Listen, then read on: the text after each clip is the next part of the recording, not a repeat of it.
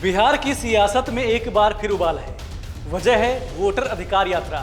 नाम से लग सकता है कि ये जनता के वोट के अधिकार की लड़ाई है, लेकिन असल में ये यात्रा सियासी एजेंडों की खींचतान बनती जा रही है। राहुल गांधी यात्रा के केंद्र में हैं, तेजस्वी यादव उन्हें बड़े भाई की भूमिका में पेश कर रहे हैं। लेकिन सवाल ये, क्या वो बिहार के स्थानीय मुद्दों को पीछे छोड़ रहे हैं?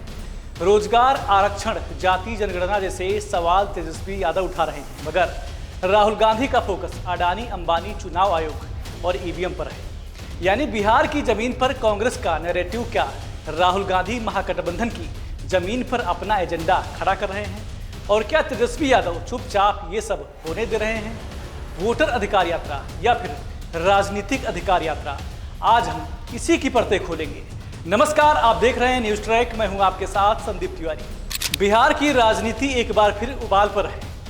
इस बार मंच है वोटर अधिकार यात्रा, जिसे महागठबंधन ने बीजेपी और चुनाव आयोग को एक साथ कटघरे में खड़ा करने के लिए हथियार बनाया है। राहुल गांधी और तेजस्वी यादव यात्रा की अगुवाई कर रहे हैं, लेकिन सियासी नज़र से देखें तो ये साझेदारी उतनी सहज नहीं दिखती जितनी ऊपर से प्रतीत हो रही है।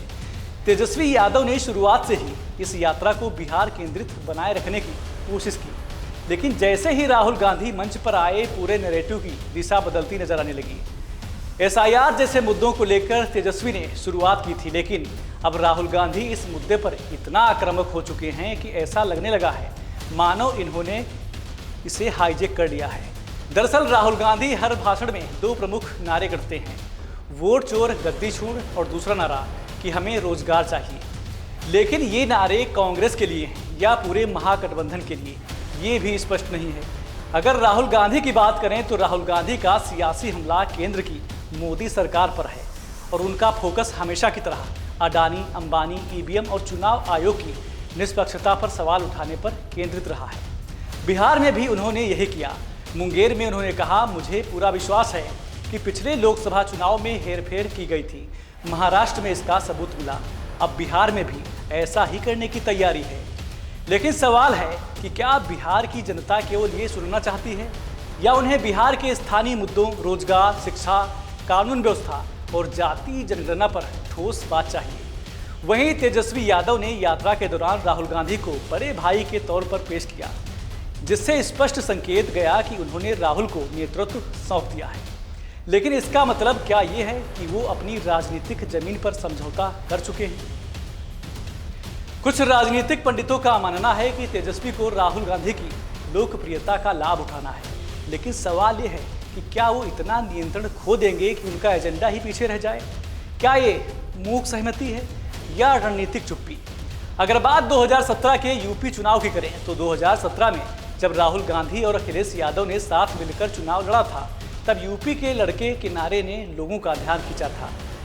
दोनों की केमिस्ट्री मंच पर दिखती थी, लेकिन बिहार में वैसा नहीं दिख रहा है। राहुल गांधी और तेजस्वी एक मंच पर जरूर हैं, लेकिन तालमेल में वो बात नहीं दिख रही है। राहुल गांधी हर जगह अपने एजेंडे की बात कर रहे हैं, चाहे वो महाराष्ट्र का चुनाव हो या अडानी अंबानी का मुद्दा। वो बिहार के स्थानीय मुद्दों से बात शुरू करके तुरंत राष्ट्रीय नैरेटिव पर आ जाते हैं।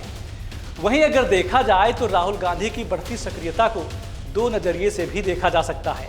पहला ये कि ज़्यादा सीटें हासिल करने की मंशा। कांग्रेस बिहार में हमेशा आरजेडी के भरोसे लड़ती रही है, इस बार शायद कांग्रेस अपने लिए ज़्यादा जगह बनाना चाहती है। दूसरा ये कि संगठन को फिर से मजबूती से खड़ा करना। राहुल गांधी लगातार बिहार आ रहे हैं, स्थानीय नेताओं को आगे बढ़ा रहे हैं। राजेश कुमार को प्रदेश अध्यक्ष बनाना, कन्हैया कुमार को मंच देना और पप्पू यादव को तवज्जो देना, ये सब आरजेडी के लिए संकेत हैं कि कांग्रेस अब अपनी ताकत खुद बढ़ाना चाहती है। वहीं अगर दूसरी तरफ जन सुराज पार्टी के नेता प्रशांत किशोर ने साफ कहा है कि कांग्रेस अब आरजेडी की पिछलग्गू बन गई है। वहीं आरजेडी के वरिष्ठ नेता मनोज झा ने राहुल गांधी को सलाह दी थी कि कांग्रेस को क्षेत्रीय दलों को ड्राइविंग सीट पर बैठाना चाहिए। ये दोनों टिप्पणियां राहुल गांधी के रुख पर सवाल खड़ा करती हैं कि क्या वो वाकई सहयोगी के रूप में आ रहे हैं या नेतृत्व अपने हाथ में रखना चाहते हैं। वहीं बात अगर राहुल अखिलेश की करें तो राहुल गांधी और अखिलेश यादव के बीच कभी दूरी थी जो लोकसभा चुनाव के वक्त नजर आई, लेकिन अब दोनों साथ साथ दिख रहे हैं। ये जरूरी नहीं कि वैचारिक मेल हो गया है, हो सकता है ये केवल राजनीतिक मजबूरी हो, ठीक वैसी ही मजबूरी जैसी तेजस्वी यादव की भी हो सकती है। अकेले बीजेपी से लड़ने में मुश्किल, इसलिए कांग्रेस के कंधे की जरूरत है। तेजस्वी यादव की तरफ से अभी तक राहुल गांधी के बयानों पर कोई विरोध नहीं दिखा है। क्या ये रणनीति है या दबाव, या फिर तेजस्वी को लगता है कि अगर वो टकराव करेंगे तो गठबंधन में दरार आएगी और बीजेपी को इसका फायदा होगा। यात्रा के दौरान तेजस्वी ने जिन मुद्दों को उठाया, रोजगार, आरक्षण, जाति जनगणना, ये कहीं ना कहीं राहुल गांधी के बड़े नैरेटिव में दबते जा रहे हैं। ये तेजस्वी के लिए खतरे की घंटी हो सकती है। ये सवाल अब यात्रा से जुड़ी सबसे बड़ी बहस बन चुका है। राहुल गांधी की आक्रामकता और मीडिया कवरेज इस यात्रा को कांग्रेस केंद्रित बना रही है, जबकि इसका जन्म बिहार के क्षेत्रीय मुद्दों से हुआ था।